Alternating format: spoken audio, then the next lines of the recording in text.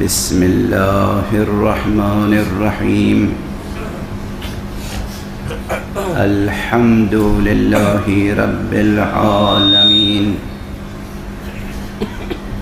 والصلاة والسلام على أشرف الخلائق أجمعين، سيدنا وسيد الأولين والآخرين، حبيبنا وحبيب إله العالمين، إمام المرسلين وخاتم النبيين، أبي القاسم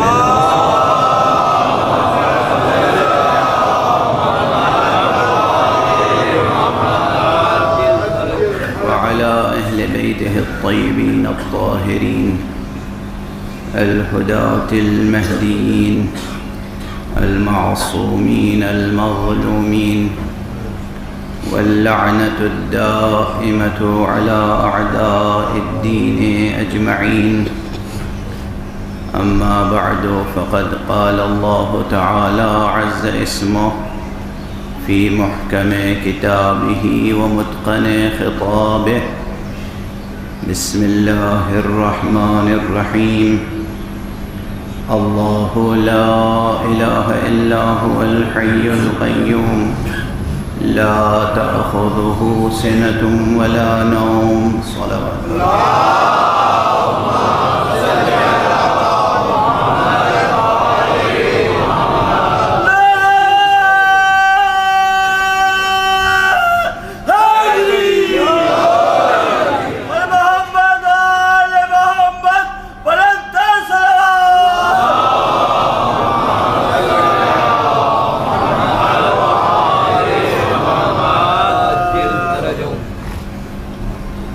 برادران انسانی، عزیزان ایمانی اور مسلمانان حسینی، مکتب حسینی میں کتاب الہی کی تلاوت کی کوشش ہو رہی ہے۔ قرآن حکیم کی وہ آیت جس کا لقب سید الآیات ہے، آیت الکرسی،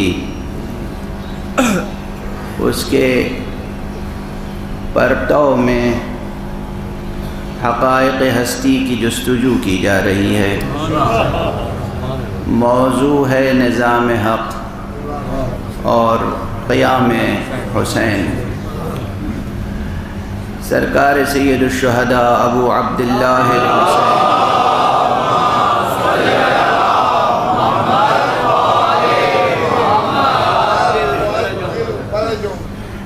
کہ زوبار اور ضیاء پاش نورانی فقروں میں سے ایک فقرہ یہ بھی ہے کہ آپ نے فرمایا: من دلائل العالم انتقاده لحدیثه،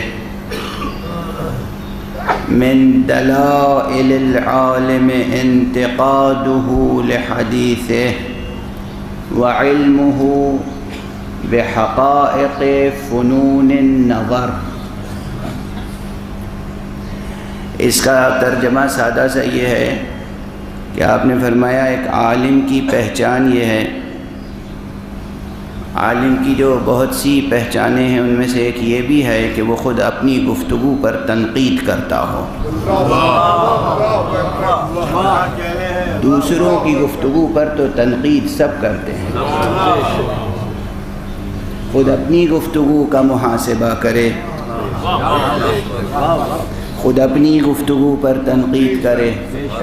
انتقادہ لحدیثہ، من دلائل العالم انتقادہ لحدیثہ۔ عالم کی جو پہچانیں ہیں، جو دلائل ہیں، جو نشانات ہیں، ان میں سے ایک یہ ہے کہ وہ اپنی گفتگو، اپنی بحث، اپنی تقریر، اپنے بیان پر تنقید کرے اور خود اس فقرے کی روشنی میں بہت کچھ عرض کیا جا سکتا ہے۔ اسی کے ساتھ دوسرا فقرہ یہ ہے کہ وَعِلْمُهُ بِحَقَائِقِ فُنُونِ النَّظَرِ، اور اسے علم ہو بحث، نظر، فکر، جستجو، ریسرچ کے فنون کے حقائق کا اسے علم ہو۔ یہ بحث تو سبھی کرنا چاہتے ہیں، اور ہر شخص اپنے تئیں یہ سمجھتا ہے کہ وہ بحث کرنا جانتا ہے۔ ہر ایک کی صدائے حال یہ ہے کہ ہم بھی منہ میں زبان رکھتے ہیں۔ ہر ایک کی صدائے حال یہی ہے کہ ہم بھی منہ میں زبان رکھتے ہیں، لیکن امام کیا فرما رہے ہیں؟ بحث و نظر النظر، النظر سے مراد صرف یہ ظاہری آنکھوں سے دیکھنا نہیں ہے، النظر سے مراد ہے علمی تفکر، ریسرچ، علمی ریسرچ، اکیڈمک ریسرچ۔ تو ریسرچ کے کچھ اصول ہوتے ہیں، کچھ ضابطے ہوتے ہیں، کچھ قوانین ہوتے ہیں، کچھ قاعدے ہوتے ہیں، ایسے ہی آزادانہ نہیں ہوتی ہے تحقیق۔ آج میتھوڈولوجی ڈیولپ ہو رہی ہے، اس جملے میں امام نے اس وقت توجہ دلائی ہے کہ ہر ریسرچ کے لیے میتھڈ ضروری ہے۔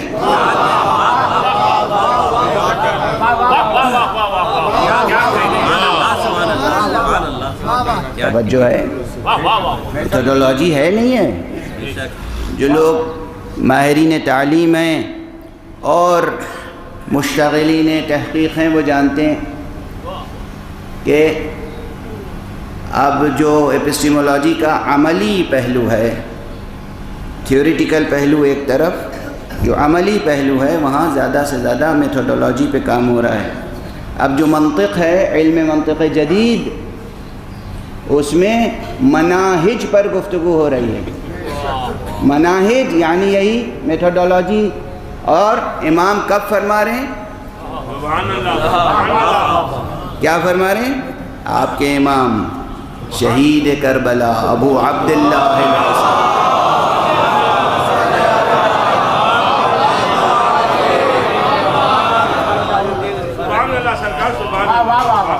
مدرسوں میں جو علم منطق میں کتابیں پڑھائی جاتی ہیں ان میں حضرت کا یہ جملہ نہیں ہے۔ اب بتاؤ مدرسوں کا نصاب کامل ہے یا ناقص؟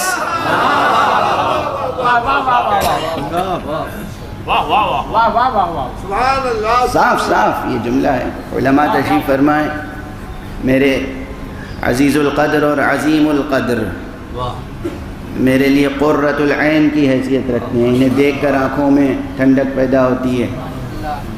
جناب حجت الاسلام والمسلمین مولانا سید شہنشاہ حسین نقوی صاحب تشریف فرمائیں، پروردگار انہیں صحت و عافیت کے ساتھ رکھیں، اور جو خدمتیں یہ علمی اور عملی بجا لا رہے ہیں اسے قبول فرمائیں، اور افاضل حوزہ تشریف فرمائیں، علماء تشریف فرمائیں، ادباء ہیں، اہل نظر ہیں۔ اب یہ بات کوئی بہت مشکل نہیں ہے کہ ہر علم میں تحقیق کا اس کا اپنا ایک خاص منہج ہوتا ہے۔ مناہج بحث، پہلے جو منطق کی کتابیں تھیں اتنی وضاحت سے ان میں مناہج بحث پہ کام نہیں کیا گیا تھا جتنا اب کیا جا رہا ہے میتھوڈولوجیز پر۔ امام فرما رہے ہیں کہ من دلائل العالم، ایک عالم کی پہچان میں سے ایک پہچان یہ ہے کہ وہ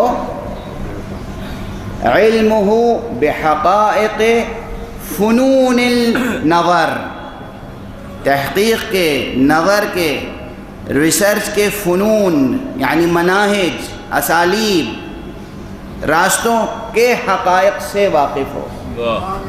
خیر یہ جملہ تو میں نے اس ایک پیٹرن کو باقی رکھنے کے لیے عرض کیا کہ جو بحمداللہ ان مجالس میں قائم ہو گیا ہے کہ روزانہ کم سے کم ایک جملہ آپ تبرک کے طور پر لے جائیں۔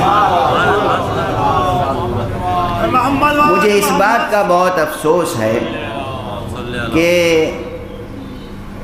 میں کہتا کچھ ہوں اور ترجمانی کچھ اور کی جاتی ہے. بھئی آپ ہی کی زبان میں گفتگو کر رہا ہوں. جیسی بھی مجھے اردو آتی ہے اب اتنی خراب تو نہیں ہے.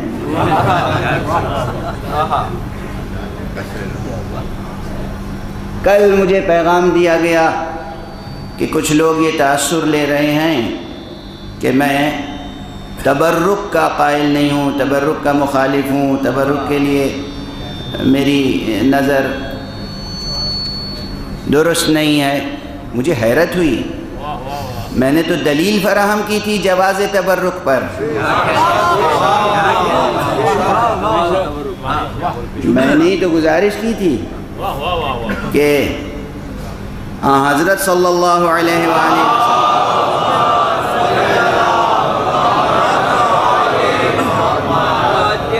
جو پہلی مجلس منعقد کی تھی اس میں تبرک کا اہتمام پہلے کیا تھا، اس لیے تبرک کا اہتمام ہونا چاہیے. اب اس سے زیادہ کیا وضاحت سے کہا جائے، مگر آپ کا ذوق اتنا بلند ہونا چاہیے کہ آپ مادی تبرک پر ٹوٹ نہ پڑیں، بلکہ معصومین کے جملوں کو مجالس کا تبرک سمجھیں.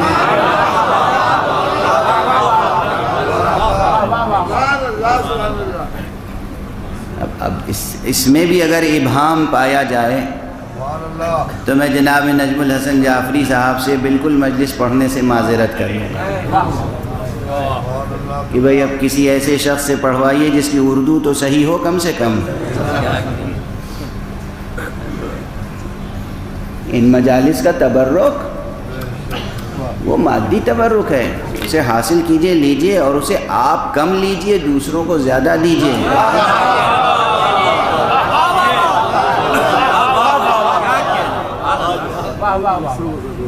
تقسیم کیجئے تبرک، تقسیم کیجئے تبرک. جو بھوکے ہیں، جو فقیر ہیں، جو نادار ہیں، جو مسکین ہیں، جو اسیر ہیں، اسیر ستم ہیں، جو یتیم ہیں، بیوائیں ہیں، جو مجلس میں نہیں آتی، ان کے گھروں پہ تبرک بھیجوا دیجیے.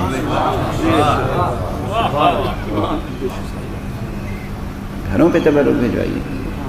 جو آپ کے پاس پڑوس میں دوسرے مسلک کے لوگ ہیں، دوسرے دین کے لوگ ہیں، دوسرے مذہب کے لوگ ہیں، ان تک احترام سے تبرک بھیجیے. ان کو بتائیے کہ ہمارے آقا ابو عبداللہ الحسین علیہ السلام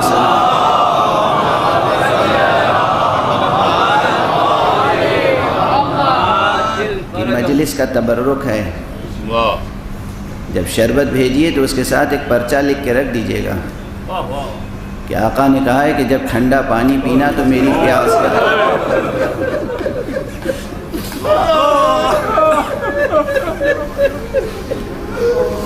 جب کچھ اور تبرک بھیجیے تو اس کے ساتھ یہ فقرہ لکھ دیجیے گا کہ یہ اس مظلوم کی مجلس کا تبرک ہے جسے بھوکا پیاسا ذبح کیا گیا.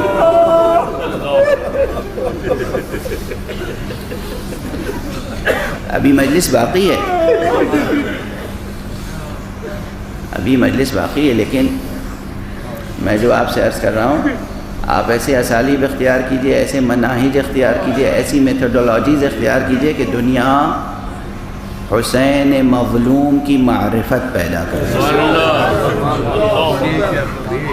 روئے وہ عہد کر کے اٹھیے آج اس محرم میں، اس جہاں تک میری آواز جا رہی ہے، جتنے فرزندان توحید ہیں، جتنے کلمہ گو ہیں، جتنے لا الہ الا اللہ محمد الرسول اللہ کہنے والے ہیں، جتنے محمد رسول اللہ کہنے والے ہیں، ابھی صرف علی ولی اللہ کی بات نہیں کر رہا ہوں، جتنے لا الہ الا اللہ اور محمد الرسول اللہ کہنے والے ہیں، ان پر واجب ہے کہ پہچنوائیں مصطفیٰ نے کس کے لیے کہا ہے کہ میں اس سے ہوں.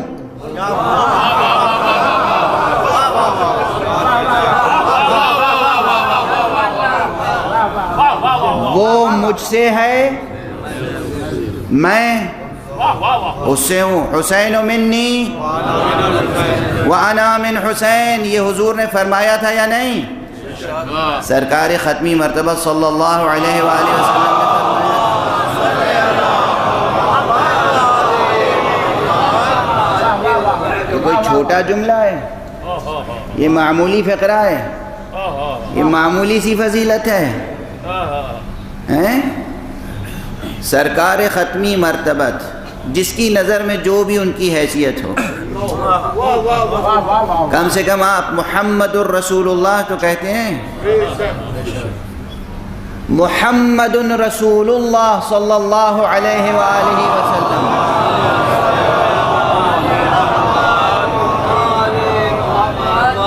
جن کو قرآن کہتا ہے کہ وَمَا مُحَمَّدٌ إِلَّا رسول، محمد کچھ نہیں ہیں مگر رسول ہیں. محمد خاتم النبیین ہیں. انہوں نے فرمایا حسین منی وانا من حسین. تو جو بھی رسول کی رسالت پر ایمان رکھتا ہے اس پہ واجب ہے کہ دنیا کو پہچنوائے کہ ہمارے رسول نے ایک ایسی ہستی سے بھی متعارف کرایا ہے جس کا نام گرامی حسین ہے. کون ہے حسین؟ ایک بار اور میں یہ شعر سنا چکا ہوں لیکن اس وقت پھر ذہن میں آ رہا ہے، تازہ ہے، شعر اچھا ہے، شعر زندہ ہے، اس لیے دوبارہ عرض کر رہا ہوں. جناب افسر لکھنوی کا شعر ہے کہ ہر ایک ذہن میں ہے کچھ نہ کچھ تصور حق. ہر ایک ذہن میں ہے کچھ نہ کچھ تصور حق، ہم اس تصور حق کو حسین کہتے ہیں.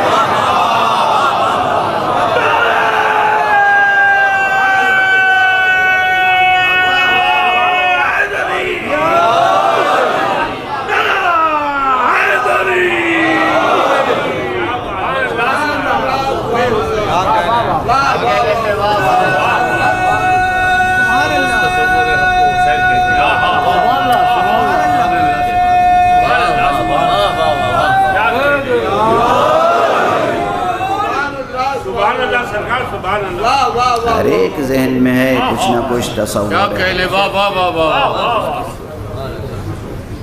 دیکھیے اسی ممبر سے میں نے ایک سال گزارش کیا 10 دن تک ایک عشرہ جس کا عنوان تھا توحید اور حسین. اسی ممبر سے گزارش کیا حیات اور حسین. اسی ممبر سے گزارش کر رہا ہوں نظام حق اور قیام حسین. اللہ سے حسین جدا ہو نہیں سکتے اور ذکر حق اب حسین کے ذکر کے بغیر ہو نہیں سکتا.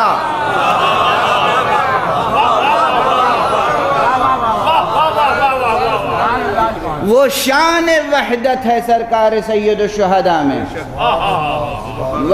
وحدت پہ یہ جملہ اسی فقیر کا ہے، اسی درویش کا یہ جملہ ہے، یاد رکھیے گا، لکھ لیجئے گا. میں نے کہا تھا علم کلام میں توحید کی تعریف یہ کی جاتی ہے کہ اللہ ایک ہے. عرفا یہ نہیں کہتے اللہ ایک ہے، عرفا کہتے ہیں توحید یعنی تم اللہ کے ساتھ ایک ہو جاؤ. توحید یعنی تم اللہ کے ساتھ ایک ہو جاؤ. یہ شان وحدت، حق کے ساتھ وحدت کی شان جو سرکار سید الشہداء میں ہے،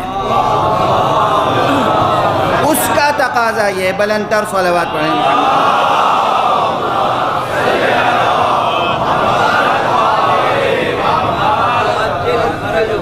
ایک اور بلندتر صلوات.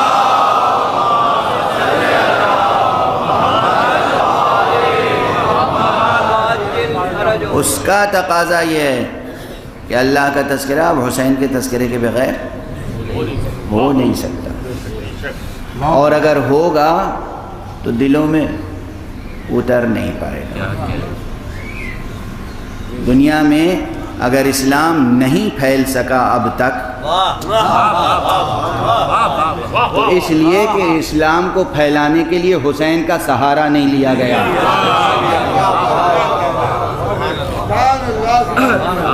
ورنہ اب تک تو کرۂ ارض پر سب موحد ہونے چاہیے تھے، ہر ایک کو اہل توحید ہونا چاہیے تھا، ہر ایک کو کلمہ مصطفیٰ کا پڑھنا چاہیے تھا۔ خاتم النبیین صلی اللہ علیہ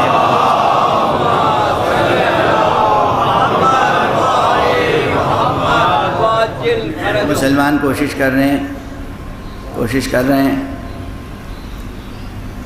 کہ اسلام کی تبلیغ ہو، مگر اسلام کی تبلیغ مظلومیت کی زبان سے ہوگی تو تاثیر پیدا ہوگی، ظالمانہ انداز سے ہوگی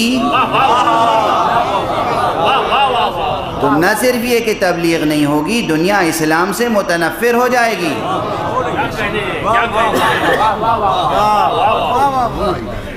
ظالمانہ انداز سے اسلام کی تبلیغ ہوگی تو دنیا اسلام سے متنفر ہو جائے گی، اور ہو رہی ہے۔ اس لیے مظلومیت کی زبان میں، مظلومیت کی شان سے، مظلوموں کے سہارے سے اسلام کی تبلیغ ہونا چاہیے۔ اور دنیا کا سب سے بڑا مظلوم ہے حسین، مظلوم بھی ہے حسین، شجاع بھی ہے حسین۔ بس گفتگو شروع کہیں سے ہوتی ہے اور کہیں پہنچ جاتی ہے۔ میں تو ٹھہر کر آج اپنی گزشتہ تقریروں کا محاسبہ کرنا چاہ رہا تھا آقا کے ان جملوں کی روشنی میں کہ آقا نے فرمایا عالم کی پہچان بتائی ہے تو کم سے کم طالب علم کو اپنے اندر بھی وہ پہچان پیدا کرنے کی کوشش تو کرنی چاہیے۔ ایک طالب علم کی حیثیت سے میں جائزہ لے رہا ہوں تو انصاف سے آپ کے ساتھ یہ اعتراف کرتا ہوں کہ نظام حق اور قیام حسین ابھی تک گفتگو بس اس عنوان کے حاشیے پہ ہو رہی ہے، ابھی صلب موضوع میں گفتگو داخل نہیں ہوئی، ابھی صلب موضوع میں گفتگو داخل نہیں ہوئی، ابھی حاشیے پہ گفتگو ہو رہی ہے۔ مجالس کے اپنے تقاضے ہوتے ہیں۔ الحی القیوم، اس اسم گرامی کی روشنی میں قیومیت حق کا پہلے تصور تو قائم ہو، یہی امر مشکل ہے۔ ہمارے ذہن محدود ہیں، ذات حق نامحدود، ہماری ہستی محدود ہے، ہستی حق نامحدود۔ تو جب ہماری ہستی اور ہمارا ذہن محدود ہے اور وہ لامحدود ہے، نامحدود ہے، ہم تصور قائم کر ہی نہیں سکتے تو کتنی بڑی مشکل ہے کہ ہم قیومیت حق کی بحث کو سر کر سکیں۔ نظام حق، قیومیت حق، الا یہ کہ انہی کلمات کے سہارے سے آگے بڑھیں۔ اس لیے میں پھر وہی حوالے میں عرض کروں گا کہ خود اسی آیت الکرسی کو ترتیب کے ساتھ اسی کے الفاظ پر غور فرمائیے۔ اللہ لا الہ الا هو الحی القیوم، وہ معبود برحق، اس کے علاوہ کوئی معبود نہیں ہے، وہ حی و قیوم ہے۔ گزارش کی کہ حی و قیوم کیوں ہے، اس کی ایک دلیل اور ایک بیان، ایک برہان کیا ہے؟ لا تأخذہ سنۃ ولا نوم، وہ نہ اونگتا ہے نہ سوتا ہے، اس لیے قیوم ہے۔ دوسری دلیل قیومیت کی، لہو ما فی السماوات و ما فی الارض، جو کچھ آسمانوں میں ہے اور زمین میں ہے سب اسی کا ہے، اسی کے لیے ہے، اسی کی ملک ہے اور اسی کا ملک ہے۔ یہ دلیل ہے دوسری اس کی قیومیت کی، اس کی چیز ہے تو وہ حفاظت کرتا ہے، وہ سنبھالتا ہے۔ جس کی چیز نہیں ہوتی وہ سنبھال نہیں پاتا، سنبھال نہیں پاتا، غاصب نہ ہو تب بھی نہیں سنبھال پاتا۔ یہ تو کہہ چکا نا کہ غاصب سے ملک اور ملک سنبھلتا نہیں، کوئی غاصب نہ بھی ہو تب بھی اگر چیز اس کی نہیں ہے تو اس سے سنبھلتی نہیں ہے۔ جس کی چیز ہے اسی سے سنبھلتی ہے، وہی سنبھالتا ہے۔ یہ ایک وجودی حقیقت ہے، انسان کی فطرت اس پر گواہ ہے، منطق اس پر گواہ ہے، حکمت اس پر گواہ ہے۔ اس لیے کہ جو مالک ہوتا ہے اور خالق ہوتا ہے وہی اس شے کی حقیقت جانتا ہے، وہی جانتا ہے کہ یہ سنبھلے گی کیسے۔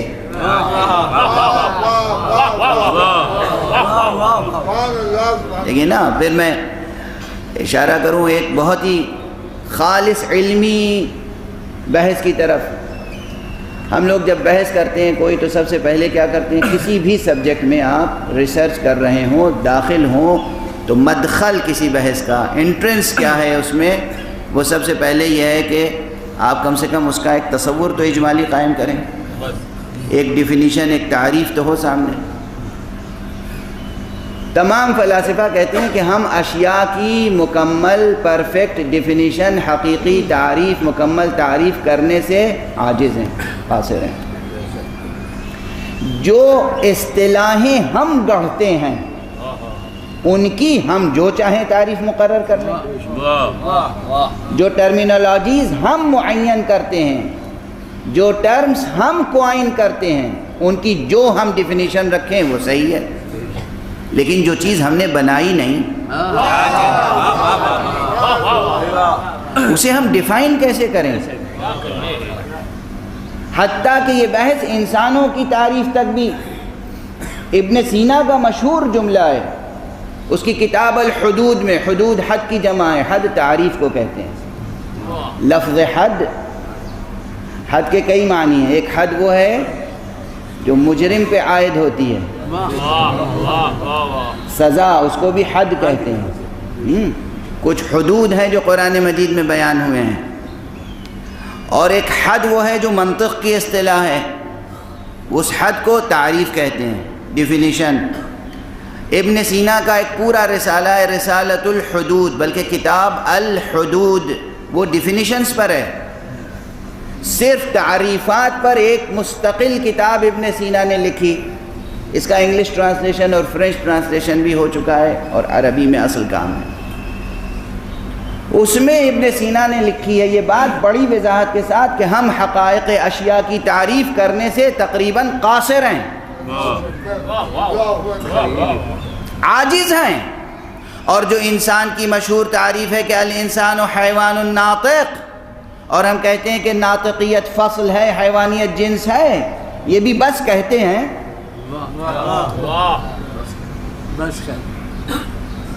حقیقتاً ناطقیت ہی فصل ہے، یہاں پر جائے کلام ہے، یہ میں نہیں کہہ رہا ہوں، یہ ابن سینا کا فرمان ہے، اور کسی نے ابن سینا کے اس فرمان کو رد بھی نہیں کیا۔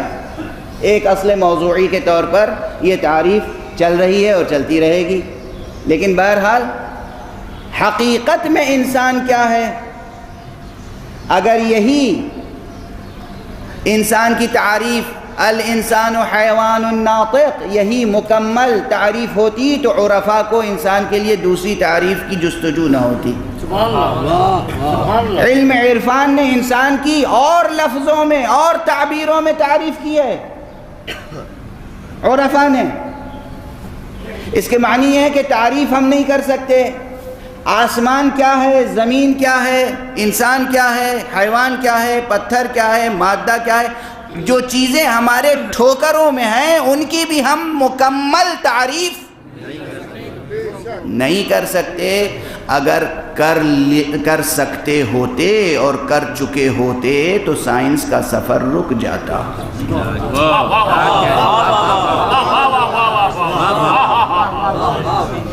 کیا بات، سامنے کی بات ہے، سائنس کا سفر جاری و ساری ہے یا نہیں؟ یہی حقائق کون، یہی حقائق کائنات، جیوگرافی سے لے کے جیولوجی سے لے کے کاسمولوجی کی تمام شاخوں تک، فزکس اور کیمسٹری اور جناب والا بایولوجی اور جتنی بھی سائنسز ہیں، سب میں روزانہ ایک نئی ڈیفینیشن کا اضافہ ہو رہا ہے۔ گزشتہ برس اسی ممبر پر حیات کی کچھ ڈیفینیشنز کی طرف اشارہ کیا تھا میں نے، کہ ابھی زندگی کی ڈیفینیشن میں کتنا اختلاف ہے، اور آئندہ اور اختلاف بڑھے گا نہیں۔ زندگی ہر ایک کے پاس ہے، زندگی انجوائے کر رہے ہیں، زندگی کا حظ حاصل کر رہے ہیں، اور اس کی تعریف کرنے سے عاجز ہیں۔ کیا انسان کی عاجزی ہے، اور اس عاجزی کے باوجود کیا انسان میں تکبر ہے۔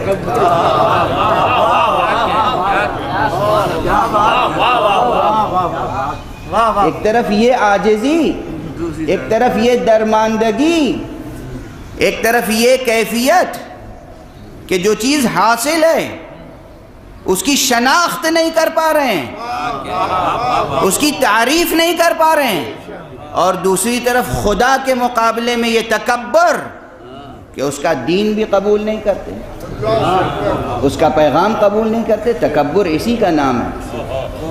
آئیے ٹھہر کے ایک جملہ کہہ دوں، یہ بھی کام کا جملہ ہے۔ تکبر کسے کہتے ہیں؟ اکڑ کے چلنے کو تکبر کہتے ہیں؟ نہیں۔ ناز سے چلنے کو تکبر کہتے ہیں؟ نہیں۔ میں آپ کو ایک ایسا واقعہ گزارش کروں کہ بہت سو کا بوجھ ہلکا ہو جائے گا۔ کچھ لوگوں کو اپنے مال و دولت و ثروت اور اپنی وجاہت، اپنی حیثیت کے اظہار کا شوق ہوتا ہے۔ اللہ نے دی ہیں نعمتیں، وہ اس کا اظہار کرنا چاہتے ہیں۔ جن لوگوں کے پاس مال و دولت ہے، ایک طریقہ اس کا یہ بھی ہے کہ لوگوں کو خوب کھانا کھلاتے ہیں، دعوت مدارات، تاکہ لوگوں سے جان پہچان ہو، لوگ ان کی عزت کریں، یہ بھی ہوتا ہے۔ کچھ لوگ ہیں کہ لوگوں کو پیسے تقسیم کرتے ہیں تاکہ لوگ ان کے ساتھ ساتھ چلیں، جب وہ چلیں تو تنہا نہ ہوں، ساتھ میں حاشیہ ہو۔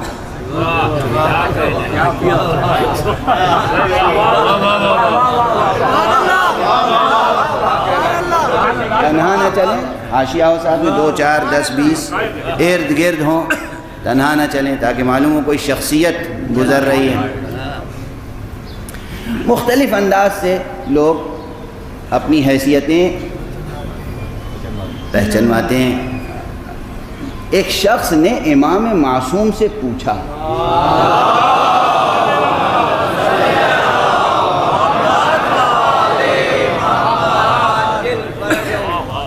کہ فرزند رسول آپ امام ہیں، بتائیے میرے دل میں یہ کیفیت ہے، میں لوگوں کو پیسے دیتا ہوں اور نوکر رکھتا ہوں، غلام رکھتا ہوں۔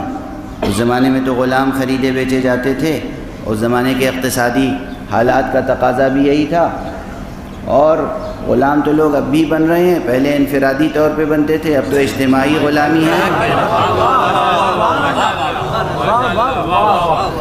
اب تو اجتماعی غلامی کا دور ہے۔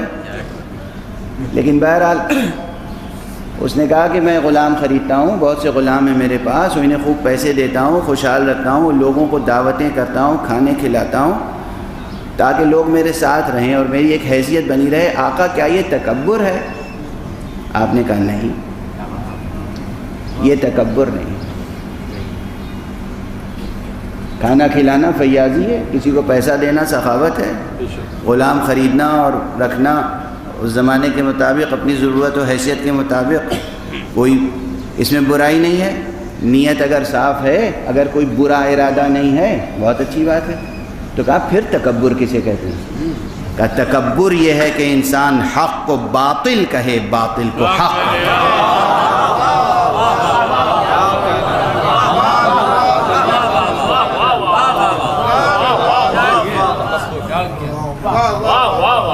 دیکھیے پورا معاشرہ اور ہم میں سے ہر ایک تکبر میں مبتلا ہے، مگر تکبر کی تعریف نہیں جانتا۔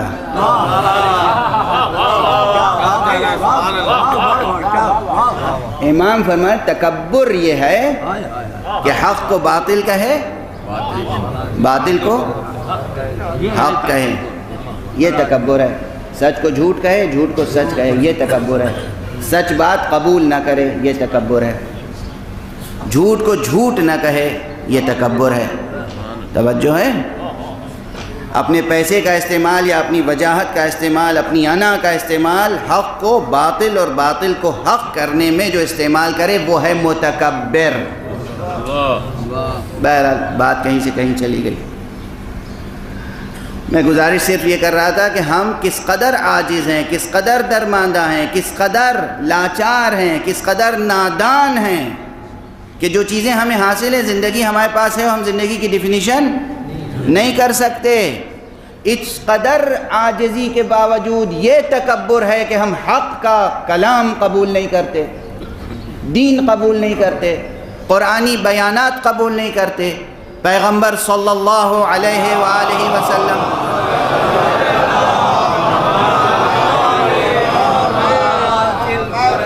کی ہدایتیں قبول نہیں کرتے۔ یہ تکبر ہے، یہ عاجزی اور وہ تکبر۔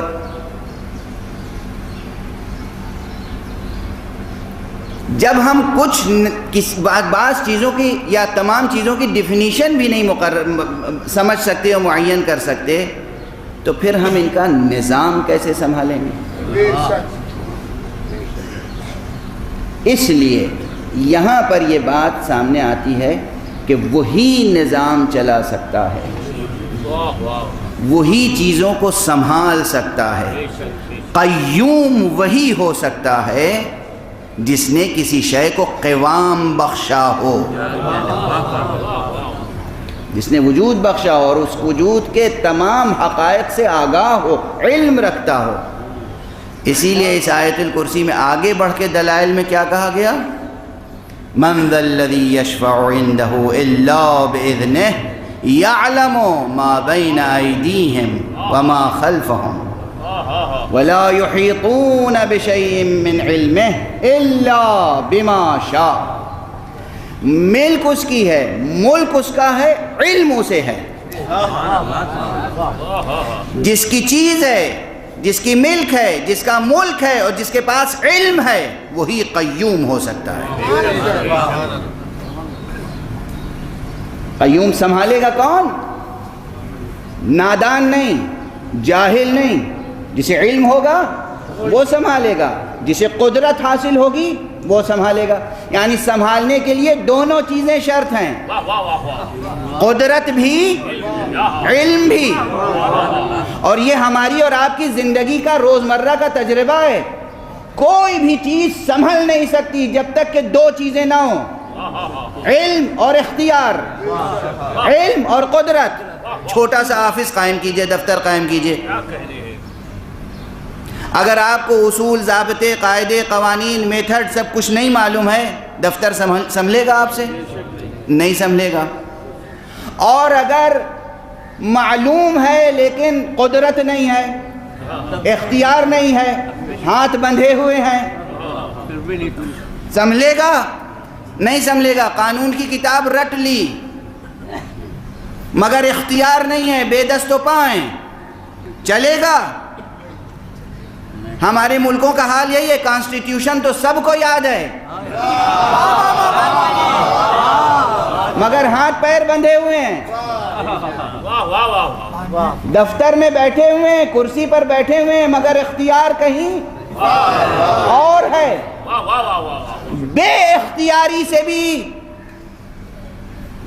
ادارت نہیں ہوتی اور بے علمی سے بھی ادارت نہیں ہوتی۔ پروردگار نے اپنی قیومیت کی دلیل یہ دی ہے، نظام حق اس کے ہاتھ میں اس لیے ہے، وہ حی و قیوم اس لیے ہے کہ وہ اختیار بھی رکھتا ہے، وہ علم بھی رکھتا ہے۔ دیکھیے پروردگار نے اپنی ذات، اپنی وحدانیت اور اپنے صفات اور اپنے مناصب یہ بھی سمجھانے کے لیے عقل و منطق و فطرت کا سہارا لیا ہے۔ صرف کہہ نہیں دیا کہ مجھے مانو، کہا جانو۔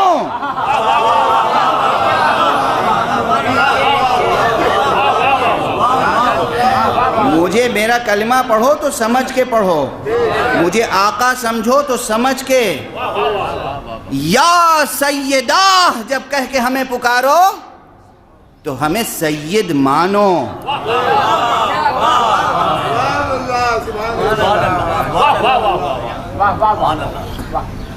میں نے اس وقت بے اختیار زبان پر جو اسم گرامی آیا وہی عرض کیا. لوگ یا اللہ کہتے ہیں، یا سیدہ بھی کہتے ہیں، یا اللہ ہو، یا سیدہ ہو، یا غایت رغبتہ، یا مولا، ان تمام الفاظ سے خدا کو پکارا جاتا ہے. لیکن چونکہ اس مرتبہ سید کا کلمہ پہلی مجلس سے مرکز توجہ بن گیا ہے. اللہ خود سید ہے، اس کا پیغمبر سید ہے، پیغمبر کا نواسہ سید ہے. یہ آیت جو ہم روز پڑھ رہے ہیں یہ سید الآیات ہے.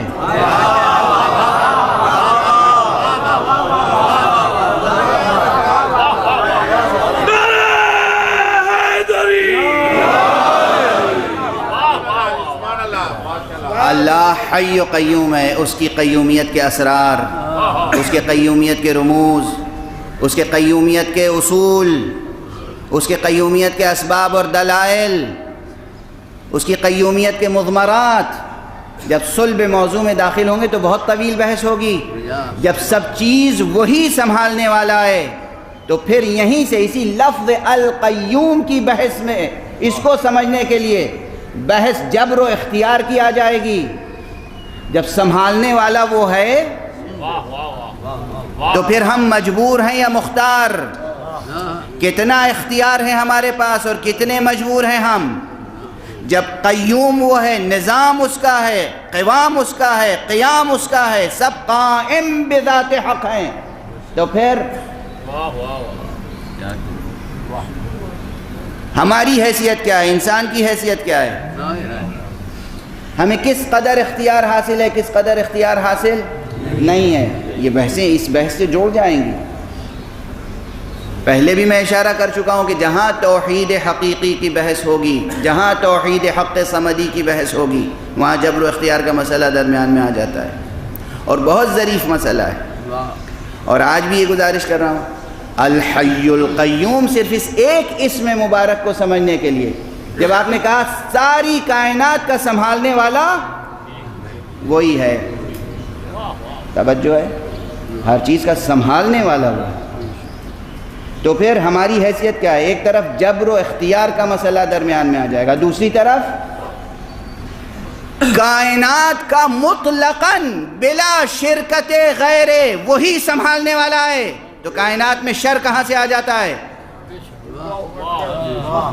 اس لیے خیر و شر کا مسئلہ درمیان میں آ جائے گا. دیکھیے مشکلیں بڑھ گئی نا، اس لیے میں کہہ رہا تھا جب صلب موضوع میں داخل ہوں گے تو مشکلات بڑھیں گی، علمی مشکلات. سنگین ہو گئی بحث. سنبھالنے والا کون ہے؟ کائنات کا سنبھالنے والا وہ ہے، پہاڑوں کا سنبھالنے والا وہ ہے، دریاؤں کا سنبھالنے والا وہ ہے، زمینوں کا سنبھالنے والا وہ ہے، ستاروں کا سنبھالنے والا وہ ہے، سورج چاند کا سنبھالنے والا وہ ہے. تو سورج کو گہن کیوں لگ جاتا ہے؟ چاند کو گہن کیوں لگ جاتا ہے؟ ستارے ٹوٹتے کیوں ہیں؟ طوفان کیوں آتے ہیں؟ طوفان میں درخت اکھڑ کیوں جاتے ہیں؟ سیلاب کیوں آتے ہیں؟ سیلاب میں جانیں کیوں چلی جاتی ہیں؟ یہ سنبھالنے کا کون سا انداز ہوا؟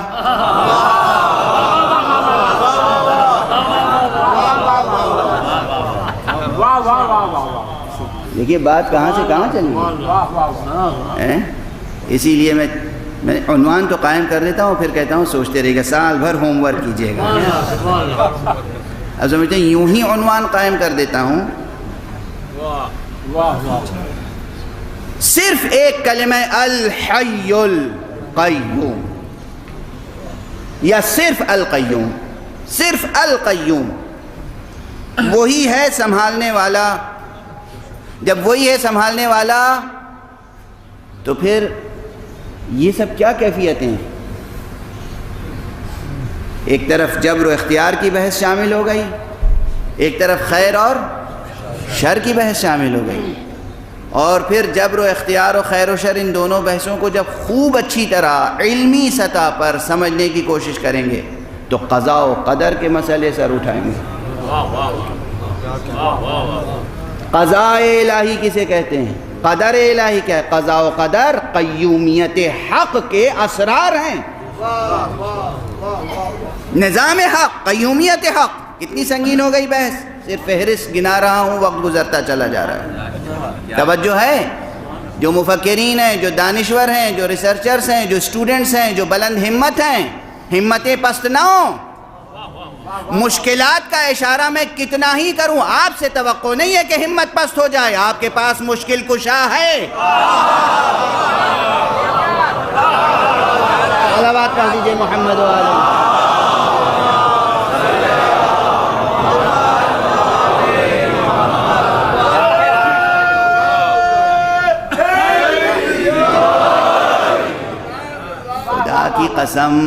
خدا کی قسم کیا نعمت بزرگ ہے ذات گرامی علی کہ صرف ایک کنایہ آپ کی ذات کی طرف چلا جاتا ہے تو ساری بحث کی تھکن دور ہو جاتی ہے.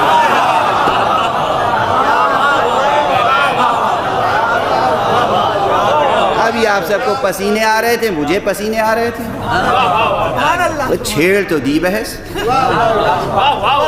اور ایک سے ایک بیٹھے ہوتے ہیں سمجھدار مجمع میں، ایک سے ایک سمجھدار.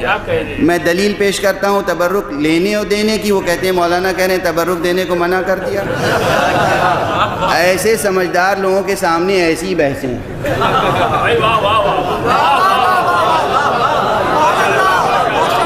بھائی میرا ہی جگر ہے، اس کی تو داد دیں گے آپ.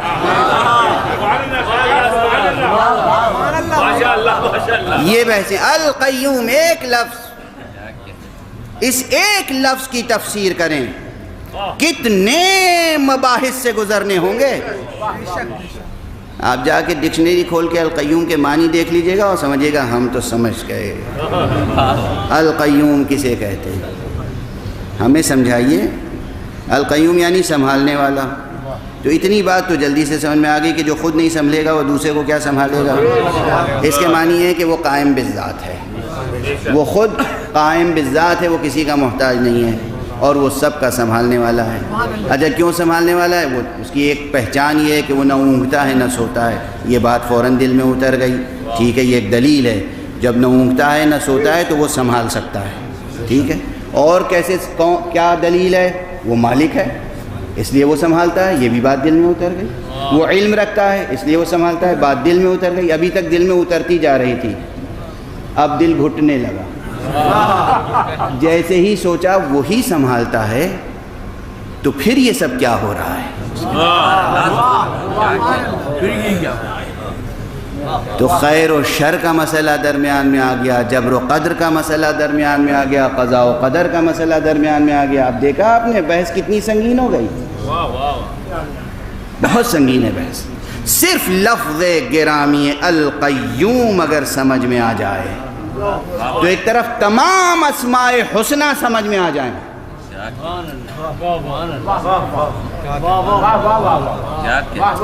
ایک اشرے کو ایک لفظ پر کے لیے مخصوص کرنے کا کوئی سبب ہے. ایک لفظ، ایک اسم گرامی القیوم سمجھ میں آ جائے تو باقی تمام اسماء حسنہ سمجھ میں آ جائیں. سنبھالتا کون ہے؟ سنبھالنے والے کا تقاضا کیا ہے؟ میں کوئی بچہ آپ کے سپرد کر دوں، کہوں کہ اس کو سنبھالیے گا، ذرا سنبھال کے رکھیے گا. اب آپ اسے کھانا دیں گے یا نہیں؟ آپ اسے لباس پہنائیں گے کہ نہیں؟ آپ اسے ٹھکانے کی جگہ رکھیں گے یا نہیں؟ زیر آسمان تو نہیں سلائیں گے اسے، بھوکا تو نہیں رکھیں گے اسے. اور جب میں نے کہا اس بچے کو سنبھالیے گا تو آپ اسے تعلیم دیں گے یا نہیں؟ ساری زندگی کی ضرورتیں ہیں نا. جب وہ بچہ بڑا ہوگا تو آپ اس کی شادی کریں گے یا نہیں؟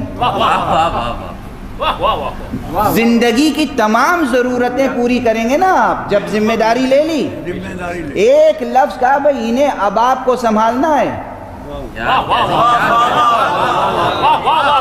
یہ بچہ یتیم ہے، فرض کیجئے کوئی بچہ یتیم ہے. آپ کے احساسات بیدار ہونے چاہیے. آپ کے ملک اور معاشرے میں روزانہ کوئی نہ کوئی یتیم ہو رہا ہے. خدا کی لعنت ہو یتیم کرنے والوں پر. عورتیں بیوہ ہو رہی ہیں، بچے یتیم ہو رہے ہیں، شہید ہو رہے ہیں. یہ خون رائے گا نہیں جائے گا. خون، مظلوم کا رائے گا نہیں جاتا. میں آپ کے احساسات کو بیدار کر رہا ہوں. پورے معاشرے پر واجب کفائی ہے. پھر میں داد دوں گا اور دعا دوں گا جناب مولانا شہنشاہ حسین صاحب کو کہ ان کی سربراہی میں بھی ایک ادارہ بہت اچھی خدمت کر رہا ہے شہداء کی، اور دوسرے ادارے ہیں جو شہداء کی خدمت کر رہے ہیں، مظلوموں کی خدمت کر رہے ہیں. آپ حضرات پر حسب استطاعت سب پر لازم ہے کہ وہ ان کے دست و بازو کو مضبوط کرے. ایک یتیم کی ذمہ داری ایک شخص اگر قبول کر لے کہ جی یہ میں نے قبول کر لی ذمہ داری، اب سب کچھ ہے، کھانا ہے، پینا ہے، اس کے تمام مادی اور معنوی تقاضے پورے کرنے ہوں گے یا نہیں؟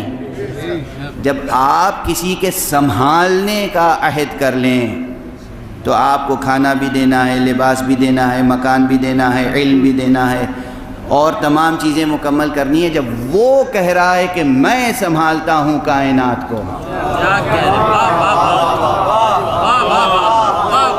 القیوم وہی ہے سنبھالنے والا، تو پھر وہی رازق ہوگا.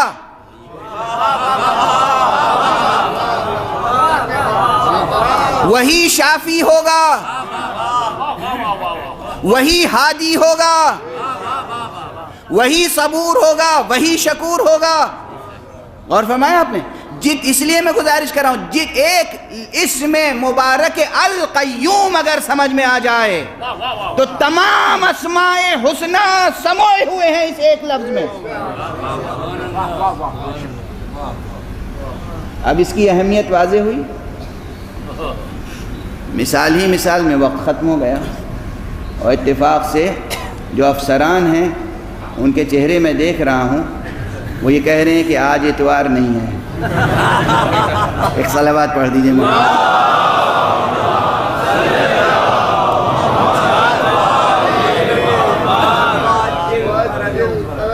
بہرحال گفتگو سمیٹ رہا ہوں. یہ سنگین بحث ہے، اور اس میں جیسا کہ میں نے عرض کیا کہ کلام کی اور عرفان کی اور فلسفے کی اہم بحثیں ہیں. جبر و اختیار کی بحث ہے، قضاء و قدر کی بحث ہے، خیر و شر کی بحث ہے، اور نہ جانے کتنی بحثیں سمٹی ہوئی ہیں اس ایک عنوان الحی القیوم یا صرف القیوم. لیکن بس اب گزارش کروں، جبر و اختیار کا مسئلہ ایک مثال سے واضح ہو جائے گا. اللہ سبحانہ و تعالیٰ کی ملک ہے پوری کائنات، اللہ ہی ملک ہے، اللہ ہی مالک ہے، اسی کا ملک ہے، اسے اختیار بھی حاصل ہے، علم بھی حاصل ہے، ہر شے کا اسے علم حاصل ہے. اسے یہ بھی معلوم ہے کہ کون میرا کلمہ پڑھنے والا ہے، کون نہیں پڑھنے والا ہے. یہ انسان اتنے دہریے ہیں، ملحد ہیں، بلکہ گستاخ حد تک ہیں جو اللہ کو تسلیم کرنے کے لیے تیار نہیں ہیں. بلکہ ایک صاحب ہیں لندن میں، انہوں نے ایک تحریک چلا دی تھی، فنڈ ریزنگ کر رہے تھے. وہ کس لیے؟ آپ حضرات فنڈ ریزنگ کرتے ہیں یتیموں کی مدد کے لیے، بیواؤں کی مدد کے لیے، امور خیر کے لیے. وہ فنڈ ریزنگ کر رہے تھے کہ روئے زمین سے عقیدہ توحید کو مٹانا ہے. یہ بھی کیا دانشمندی کی بات ہے. تحقیق کر لیجئے گا. اب آپ تو میرے مزاج سے واقف ہیں کہ میں بڑے بڑوں کے نام نہیں لیتا، تو ان کا کیا نام لوں گا.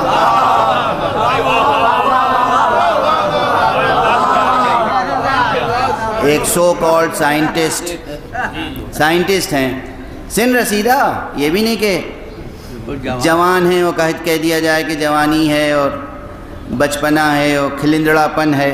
نہیں، سر کے بال سفید ہو چکے ہیں اور فنڈ ریزنگ کر رہے تھے. یہ 2009 کی بات ہے، اور ابھی تک وہ اسی روش پر قائم ہے کہ ہم پیسے جمع کر رہے ہیں تاکہ لوگوں کو عقیدہ توحید سے نجات دلائیں. یہ بڑا خطرناک عقیدہ ہے، سمجھ رہے ہیں آپ؟ خدا کی قسم، جب آج تک ایسے لوگ موجود ہیں تو حسین کے زمانے میں کیسے لوگ رہے ہوں گے.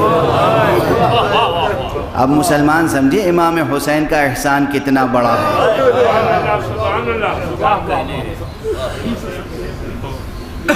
توحید اور نبوت دونوں حسین کی قربانی سے قائم ہے، اسے مبالغہ نہ سمجھیے گا. اور یہی سبب ہے کہ ایک عارف بزرگوار نے وہ رباعی ارشاد فرمائی تھی جس میں کہا تھا کہ دین است حسین، دین پناہ است حسین، دین ہی نہیں دین کی پناہ ہے۔ بہرحال مثال دے کر آگے بڑھ جاؤں اور گفتگو تمام کر دوں۔ آج اللہ کو معلوم ہے کہ بہت سے بندے کلمہ نہیں پڑھتے، لیکن اللہ ان کو موت کی نیند سلا نہیں دیتا۔ خود یہ دلیل ہے کہ اس نے نظام جبر قائم نہیں کیا ہے۔ اور اس طرح چونکہ وقت گزر چکا ہے اس لیے تیزی سے بحث کو سمیٹنے کے لیے میں مثال دے دوں کہ اللہ کی ان صفتوں کو اگر دیکھنا ہو تو معصومین کی زندگیاں دیکھنے کی، رسول پاک صلی اللہ علیہ وآلہ وسلم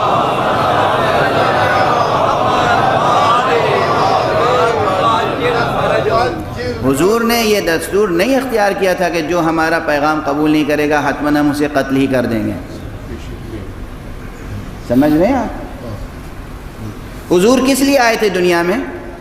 پیغام توحید پہنچانے کے لیے۔ توحید یہ طے ہے، اس میں تو کوئی شک نہیں ہے۔ نصارائے نجران سے مباہلہ ہوا اور نصارائے نجران کے سامنے تمام دلیلیں حضور نے پیش کر دی، اس کے باوجود بھی انہوں نے حضور کا دین قبول نہیں کیا۔ بعد میں کیا، کچھ نے کیا، کچھ نے نہیں کیا، وہ سب تاریخی تفصیلات ہیں۔ فی الجملہ جو بات میں عرض کر رہا ہوں قرآن کی روشنی میں، اس وقت انہوں نے جزیہ دے کر اپنی جان بچائی۔ توجہ ہے، اس میں کوئی پیغام ہے مسلمان کے لیے یا نہیں؟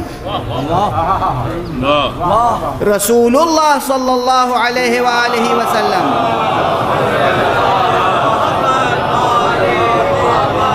تشریف لائے تھے صرف توحید کی خاطر، پیغام توحید، کلمہ لا الہ الا اللہ۔ اور یہ ہیں جو تثلیث کے قائل ہیں، گویا مشرک ہیں، ان کی توحید پیغمبر کی توحید سے مختلف ہے، اسی لیے مناظرے کی باری آئی، اسی لیے مباہلے کی نوبت آئی۔ اس کے باوجود پیغمبر نے یہ نہیں کیا، نہ اللہ نے پیغمبر کو حکم دیا، نہ پیغمبر نے خود یہ فیصلہ کیا کہ اچھا ساری بحثیں تمام ہو گئیں، حجت تمام ہو گئی، اب بھی یہ نہیں مانتے تو بس انہیں قتل کر دو۔ ذرا اختلاف نظریے کی بنیاد پر قتل کرنے والا مسلمان یہ پیغمبر کی سنت پہ عمل کر رہا ہے یا کسی شقی کی سنت پر عمل کر رہا ہے؟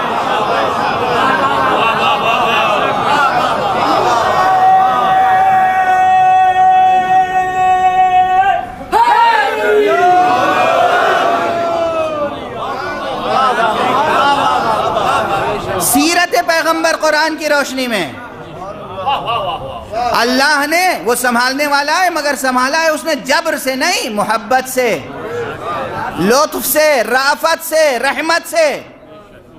آئے حبیب ہم نے بھیجا ہے آپ کو کلمہ پڑھوانے کے لیے، آپ نے جو کچھ ہم نے بھیجا تھا، آیات، دلائل، علم، سب آپ نے انہیں سنا دیا، ان کے سامنے پیش کر دیں دلیلیں، اس کے بعد بھی یہ نہیں مانتے تو بس مباہلہ کر لیجئے، اس کے بعد بھی نہیں مانتے جزیہ دیتے ہیں، اچھا لے لیجئے، چھوڑ دیجئے، جینے دیجئے۔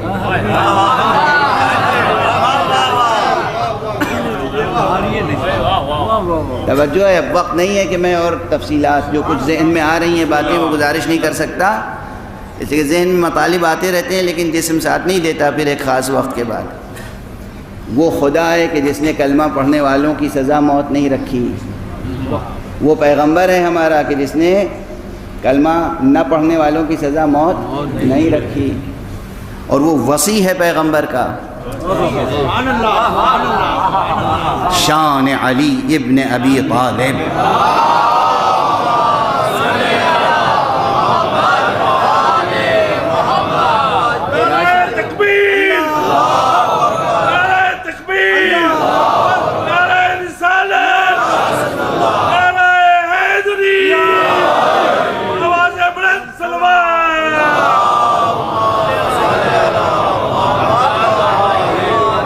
بہت تیزی سے یہ دو جملے کہہ کے آگے بڑھ جاؤں اور چند فقرے مصائب کے گزارش کروں. دیکھیے واقعاً وہ حدیث تو ہے ہی ہے ثابت.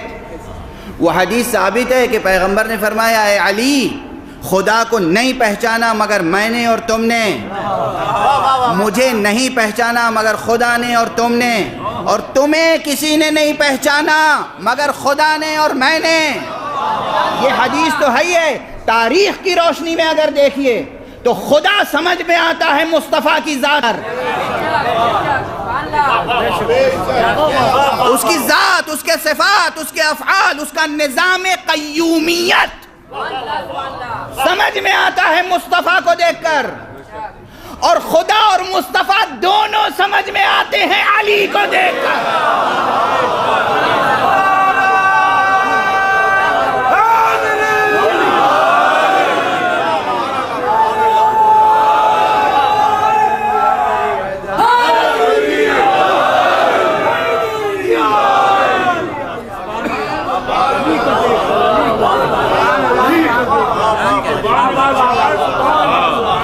کیا تڑپ کے آپ داد دیتے ہیں. ایک جملے کی بات کہتا ہوں میں, لیکن اس جملے میں وہ لطف نہیں آتا اگر اتنی دیر تک اتنی خشک علمی گفتگو نہ ہوتی. وہ جو تھی وہ سب منطق و فلسفہ اور عرفان و کلام اور یہ جبر و اختیار و خیر و شر و قضاء و قدر, جب تک یہ ذہن میں نہیں ہوں گے مسائل علی سمجھ میں نہیں آئے. خالی الذہن کو علی سمجھ میں نہیں آ سکتا. ظرف خالی, ذہن خالی, قلب خالی فضیلت علی کی لذت محسوس نہیں کر سکتا. علی عالی کے فضائل کی لذت سے محظوظ وہ ہوگا جسے کم سے کم کچھ علمی ذوق تو ہو.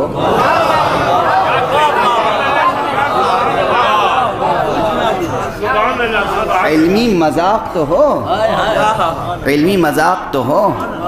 اسی لیے جب ہم بہت کچھ لوگوں کو سمجھاتے ہیں اور پھر بھی سمجھ میں نہیں آتا تو ہم سمجھ لیتے ہیں کہ بھائی ٹھیک ہے.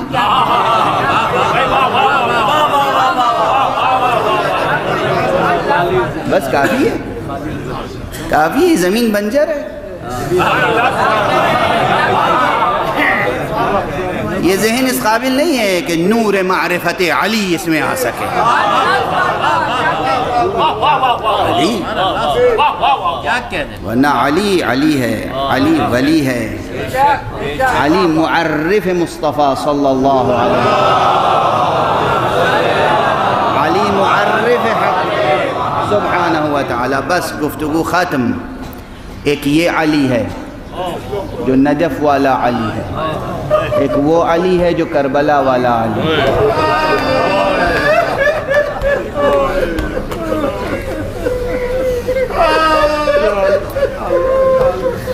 وقت گزر گیا. کربلا میں بھی ایک علی ہے,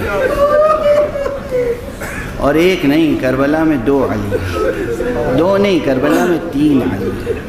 اور اب ایک جملہ ادبی ذوق کے حامل افراد قبول کریں تو کہہ دوں, کربلا میں تو صرف 2 اور 3 علی نہیں, کربلا میں متعدد علی ہے. آج 6 محرم ہے. آج اس کی شبیہ تابوت برآمد ہوگی جس کا لاشا حسین اٹھا نہیں.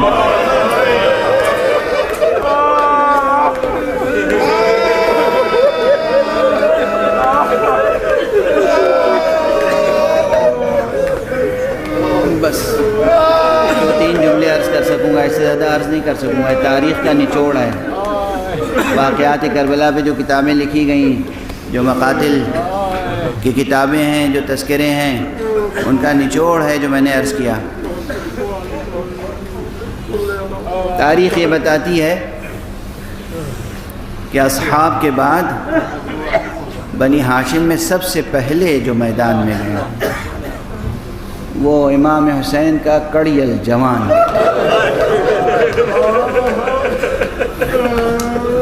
علی اکبر.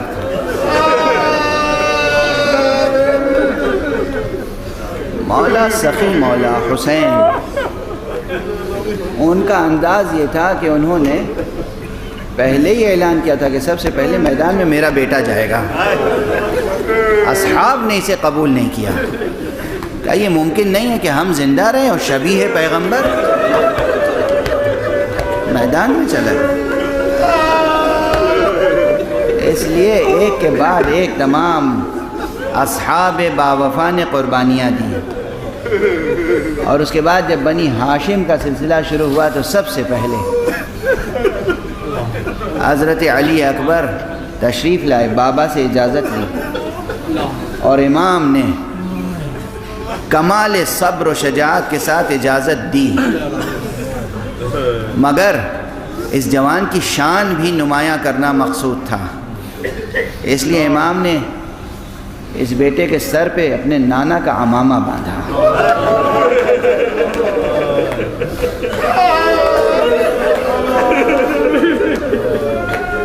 خوب سجایا،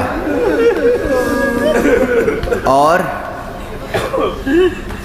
زیر آسمان کھڑے ہوئے آسمان کی طرف دیکھ کے کہا پروردگار اللہم اشہد علی ہؤلاء القوم، پروردگار اب تو گواہ رہنا اس قوم پر، فقد برز الیہم غلام، اب ان کی طرف وہ جوان جا رہا ہے کہ جو اشبہ الخلق، جو تمام خلقت میں سب سے زیادہ مشابہ ہے، کس سے؟ برسولک، خلقا و خلقا و منطقا، رفتار میں گفتار میں تیرے رسول سے مشابہ ہے۔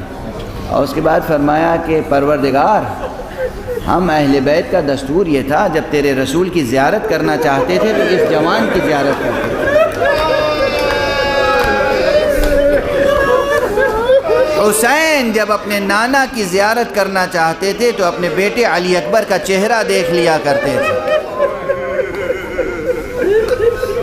اب وہ بیٹا جا رہا ہے میدان کی طرف، آپ سنتے رہتے ہیں بس رونے کے لیے، سر و سینہ پیٹنے کے لیے، نوحہ پڑھنے کے لیے، ماتم کرنے کے لیے، عزاداری کا حق ادا کرنے کے لیے، پرسہ دینے کے لیے یہ جملے بس دہرائے جاتے ہیں، یاد دہانی کرائی جاتی ہے۔ صبر و شجاعت کے ساتھ رخصت کیا، دعا کی، پروردگار کو گواہ قرار دیا، لیکن اس کے بعد بھی جب بیٹا گھوڑے پر بیٹھ گیا اور بیٹا روانہ ہوا میدان کی طرف تو باپ کا دل مچلنے لگا۔ حسین بے تابانہ گھوڑے کے پیچھے پیچھے دوڑتے چلے۔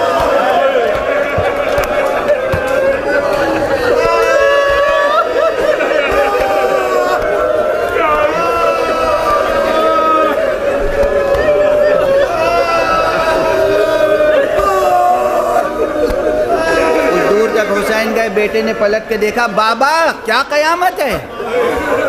بابا آپ نے رخصت کر دیا۔ بیٹے نے گھوڑا روکا، بے اختیار اتر پڑے، بابا کے قدموں کو بوسہ دیا۔ بابا یہ کیا انداز ہے؟ ارباب مقاتل بیان کرتے آئے ہیں کہ حسین نے کہا بیٹا اگر تم صاحب اولاد ہوتے تو اندازہ ہو، جوان بیٹے کو مرنے کے لیے بھیجنا آسان نہیں ہے۔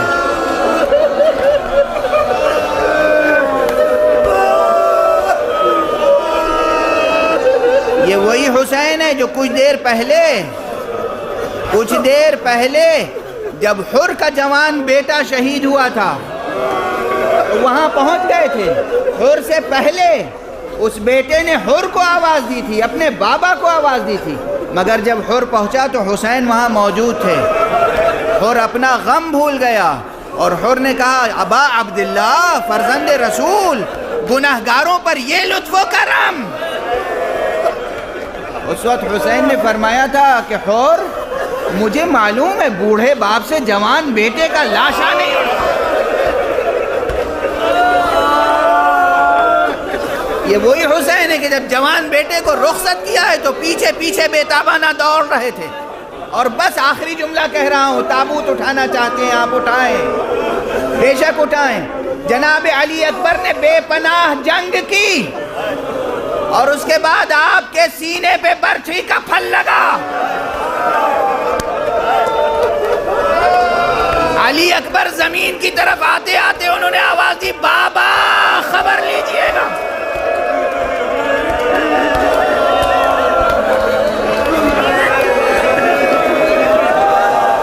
حسین گئے, جس انداز سے گئے ہیں بعض ارباب مقاتل نے اس انداز کو منعکس کرنے کی کوشش کی ہے. حسین گئے اور اس رفتار سے گئے کہ جیسے کوئی طائر جا رہا ہو.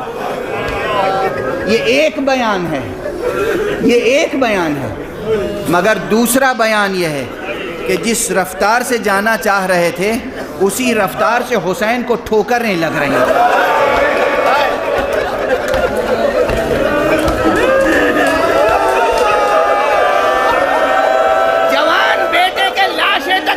پہنچتے نہ جانے کتنی بار ٹھوکر لگی اور نجف کی طرف رخ کر کے کہا, یا علی,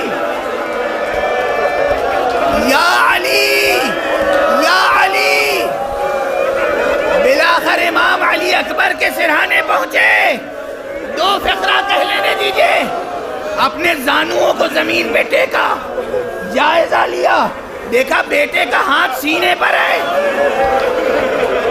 حسین نے توجہ فرمائی, حسین نے توجہ فرمائی اور سینے سے برچھی کا پھل نکالا.